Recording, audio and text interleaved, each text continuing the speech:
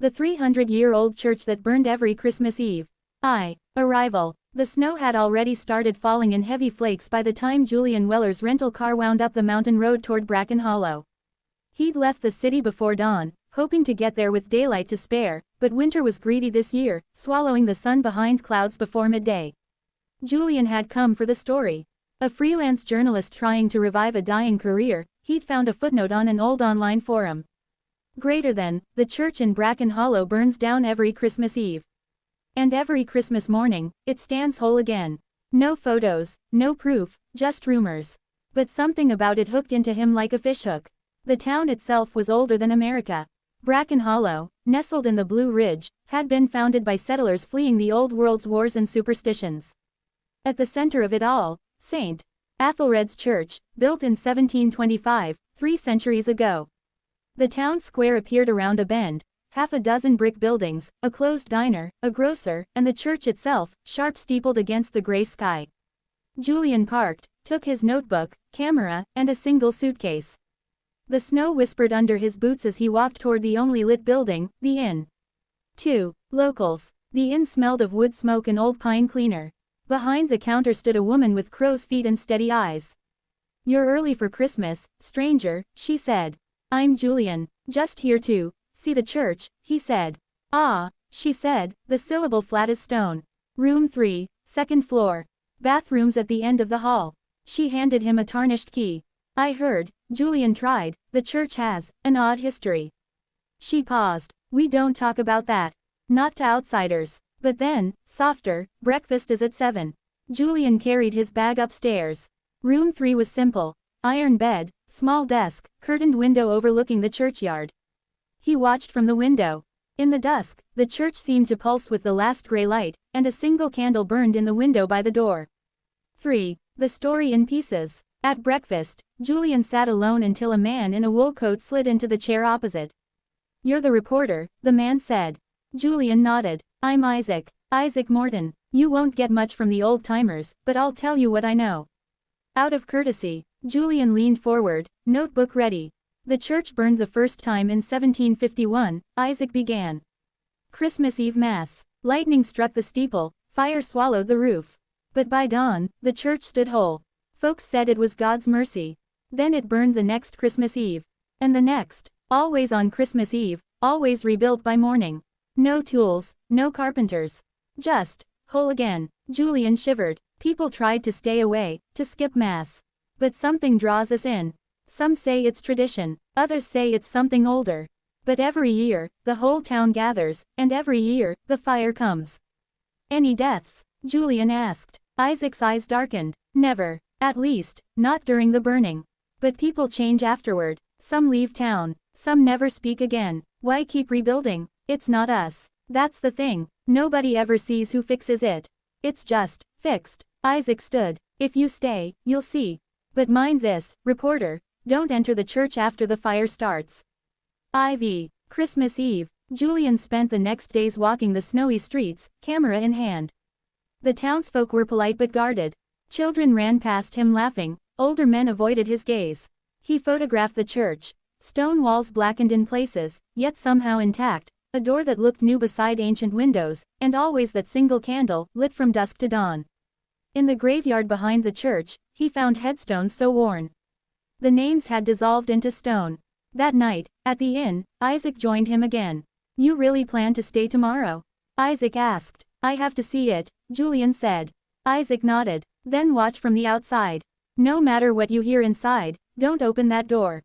The Mass. Christmas Eve came, cold and heavy with falling snow. At 10:30, bells tolled. The townsfolk gathered, bundled in scarves and coats. Inside, the church glowed with candlelight, pews filling quickly. Julian took a seat near the back.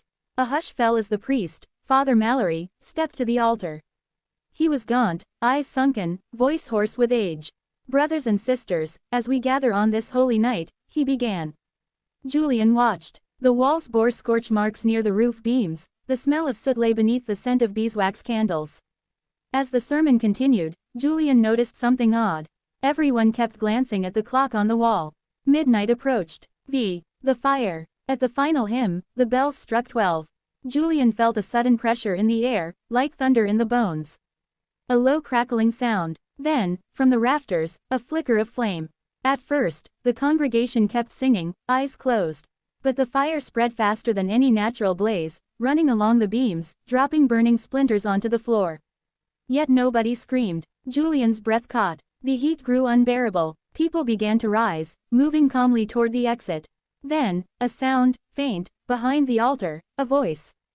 Crying. A child's voice. Julian stepped closer. "Don't," Isaac hissed, grabbing his arm. "Not yet." Flames engulfed the ceiling. Smoke curled thick and black. The voice again. "Please, help me." Julian's heart pounded. Reflex overpowered reason. He pushed past Isaac, rushing to the altar. 7. Behind the altar. The flames danced along the walls, but didn't seem to touch Julian. Behind the altar, there was a narrow stair leading downward, stone steps, ancient and wet. The child's voice came from below. Julian descended, smoke swirling above him. At the bottom, a crypt, carved into bedrock. Stone sarcophagi lined the walls. At the center stood a small figure in rags, face hidden. "Who are you?" Julian gasped. The figure raised its head. Its eyes were black pits, its mouth a line of raw red. "You shouldn't be here," it rasped. The temperature dropped, frost forming on the walls. "Who are you?" Julian repeated. The child thing pointed past him. Julian turned, and saw a carving on the wall. A figure crowned with antlers, arms outstretched, with townsfolk kneeling around it. Below, Latin words. "Greater than Dominus Silvestris, the Lord of the Woods." 8. The pact. Footsteps echoed on the stairs. Isaac appeared, coughing from smoke. "You fool," Isaac hissed. "You had to see for yourself." "What is it?" Julian demanded. Isaac's face twisted in grief. The town made a pact. 300 years ago, the founders fled persecution, but they still feared the winter spirits. They built this church atop an older shrine, to him. He nodded toward the carving. "Every year, on the longest night, the town gathers. The church must burn, as an offering. In return, the Lord of the Woods spares us the famine and plague that destroyed other settlements." "And the child?" Julian asked. Isaac swallowed. "One must remain here, as caretaker, forever." The child looked up, lips trembling. "I was chosen," it whispered. "And so was Isaac, long ago." Escape. Above, the church roared with flame. Julian backed away. "I won't be part of this." Isaac's eyes flashed. "Then run. Before dawn. Or you'll stay, too." Julian turned and fled up the steps. The sanctuary was a furnace, pews collapsing to embers. He stumbled through the smoke and out into the snow. Outside, townsfolk stood silent in the falling snow, faces blank. No one tried to douse the fire. They simply watched. Julian fled to the inn, packed his things with shaking hands. The morning after. At dawn, Julian drove to the edge of town. Curiosity gnawed at him. He stopped on the hill and turned. Through the drifting snow, street. Athelred stood whole and unburned. Stone walls clean, roof intact, windows gleaming. Julian felt bile rise in his throat. 11 years later. Julian never published the story. Whenever he tried to write it, his hands froze, or the files vanished from his computer. Some nights, in dreams, he saw the child with black eyes. Other nights, he heard the townsfolk singing as fire devoured the walls. Then, last Christmas Eve, he woke in a cold sweat. Outside his window, though he now lived 300 miles away, he smelled smoke and pine. And a voice whispered, "Greater than, you saw, Julian. You can't forget." Epilogue. They say street. Athelred's church burned again this Christmas Eve. And on Christmas morning, it stood whole.